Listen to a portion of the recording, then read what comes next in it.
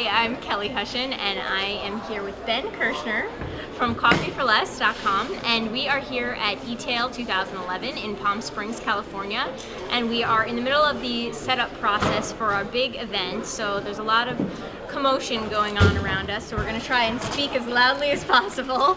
But I just wanted to sit down with you because you talked a little bit about search engine marketing, and wanted to kind of recap some of the things that you went over in your session, just for some of our viewers. And if we can start, I think it'd be great if you just explain a little bit about what you do. Sure.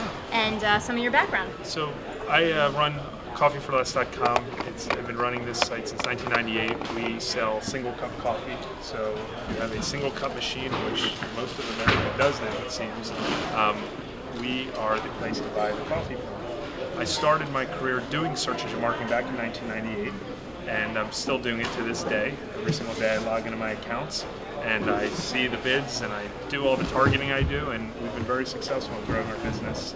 We've grown an average of 65% a year for the last 5 years, and really a lot of it is from our paid search efforts. Okay, great. So when you talk about search engine marketing, just for people who are out there and trying to sort of get a handle on all of these different distribution channels, what do you think is something that is kind of really important to know and to understand about search engine marketing and why it's such an important channel? Sure.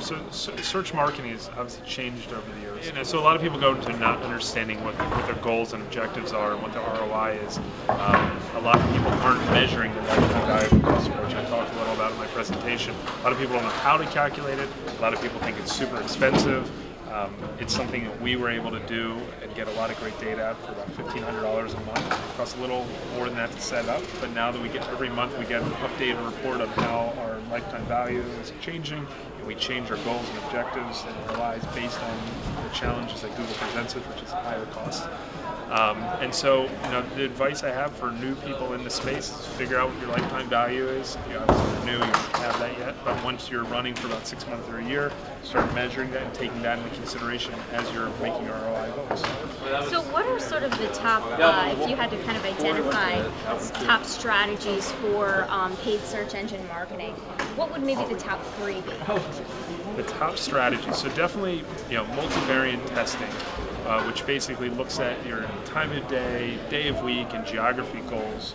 And so what Google allows you to do is to target keywords and separate bids by geography, by day of week, and time of day. So you can look at your web analytics and see which states, which cities convert well, which days of weeks convert well versus others, what time of day. So for us, Tuesdays and Thursdays are our best converting days, and Saturdays are our worst converting days. So what we'll do is lower our budgets on Saturdays, increase our budgets on Tuesdays and Thursdays, and same thing for our bids. If we're bidding on the word coffee on Tuesdays and Thursdays, we'll maybe bid a little more aggressively because we know our conversion rates are a little more aggressive. Our conversion rates are higher.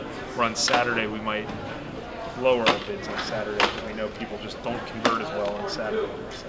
Okay, so that's what one strategy. So one strategy is multivariate targeting. The second strategy we talked about a little today is click attribution. Click attribution is the second main takeaway of what's hot in search marketing now. So what we used to do before is say, okay, if the word coffee got a sale, we'd say, okay, the word coffee got a sale, but what happened is sometimes there would be other keywords searched before someone clicked on coffee and then converted on our site. So maybe they typed in single cup coffee and they came to our site but didn't buy, but then they clicked on ground coffee, went back to Google, came to our site and buy, then did a search for coffee for less, clicked on our site and bought. In the past what we would do is say, okay, coffee for less gets us credit for a $50 order, but now what we're doing is saying we're going to give $25 to the first keyword, $25 to the second keyword, 20, 20, and 10 to coffee for less. Or maybe we'll evenly distribute it. So basically giving credit to other words that we might have not normally given credit to. Right. Okay. That's click attribution. Great. So we're totally getting beat out by all of the noise of construction in the exhibit hall, but can we maybe get in one last one? We went through 2. What do you think is maybe the third So we got multivariate testing, we got click attribution. I would say the next best strategy, I'm going to go the Google Display Network and say remarketing. So remarketing, it's all within paid search, but it has to do with banners. So remarketing, if you come to my site, you click on the word coffee, you come to my website but don't buy, we're going to target now. We've cookied you as a user. So when you go to the New York Times, per se, you're going to see a banner ad that says coffee for less, save 7%.